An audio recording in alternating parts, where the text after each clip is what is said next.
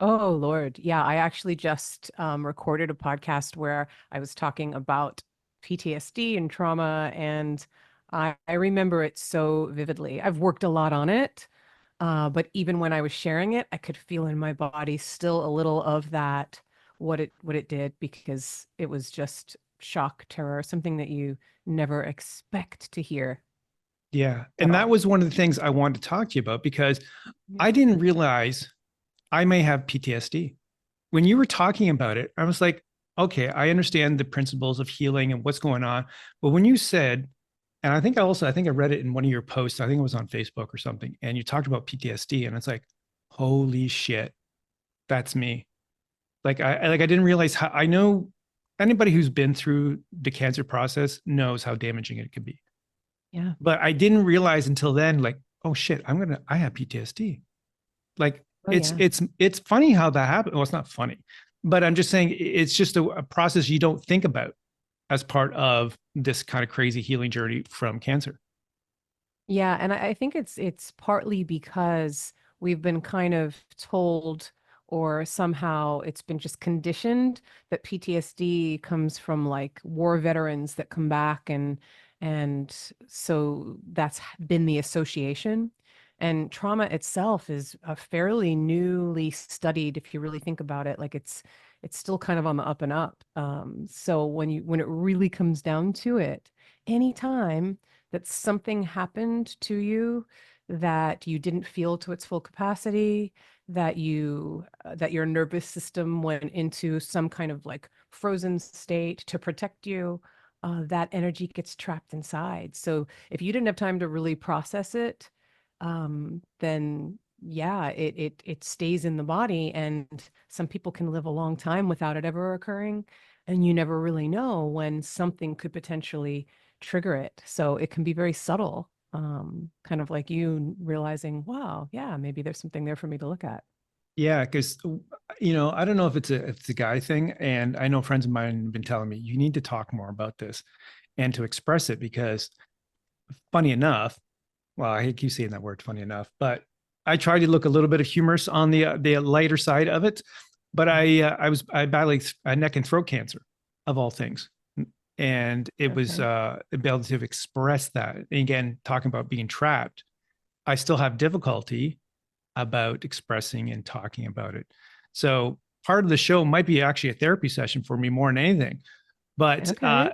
yeah, but in the one way, I just find it so fascinating when you talk about stuff being trapped in the body and how about energy and the release of that can be so important in the healing process. Maybe we can just kind of digress and kind of work us through the process of how you kind of went through the trauma of your treatment. Now, did you just have chemotherapy on the breast cancer? Yeah, so I had surgery first. I have a few surgeries because I was trying to avoid chemo. I was one of those people that said, I will never do chemo. And then it's like when you come face to face with, for me, it was a very aggressive diagnosis. It was just like I to every surgeon imaginable to find, well, I found one out of like six that said they wanted to do the surgery first. And I really liked her too, but in my back of my mind, it was okay, get the cancer out and then I don't need chemo. So it didn't really happen that way because of the fast growing nature of the chemo. But yeah, add layers of trauma. There was the finding out, the way that it was expressed, to then surgery, which is highly traumatic to the body, no matter what. Then just everything else that just comes along with it.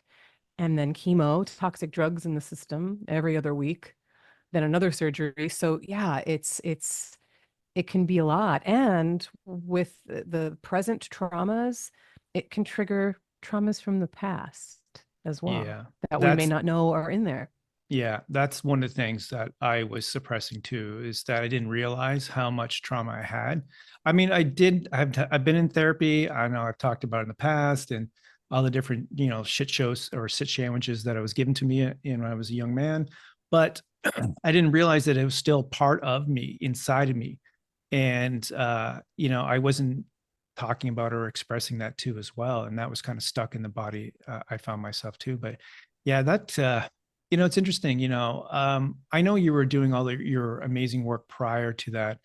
How did you how did you come to terms with it, as far as for someone who's doing spiritual work, and we're both in this space and we're trying to help people, but when you kind of get slammed in the door, like your face gets slammed in the door with something like this, how did you how did you navigate it so well? Oh, it's such a great question. I didn't feel like I was navigating it well at the time. I really didn't. In retrospect now, sometimes I'm like, what? Like how did I, go through it in that way? And I think it's because I really allowed myself to be 100% human with it all. I let myself be in the humanness of feeling punished, feeling like, God, I'm a healer and I'm helping people. And I went through the whole victim stage.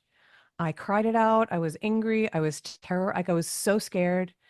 And I really let all that be simultaneously researching, seeing what options were, meditating, praying.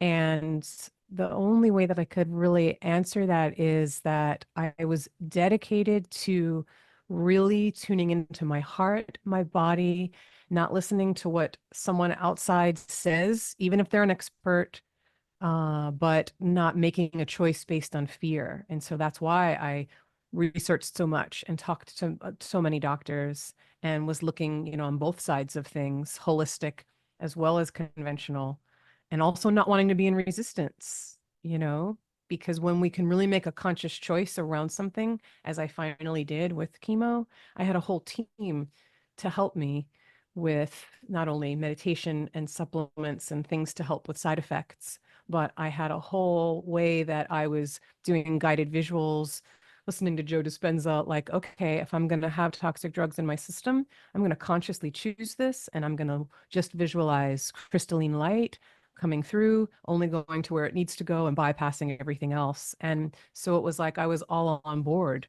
for it. And I feel like that there's a power in that, of the mind, of the spirit, and of the body as well, when we kind of bring it all together.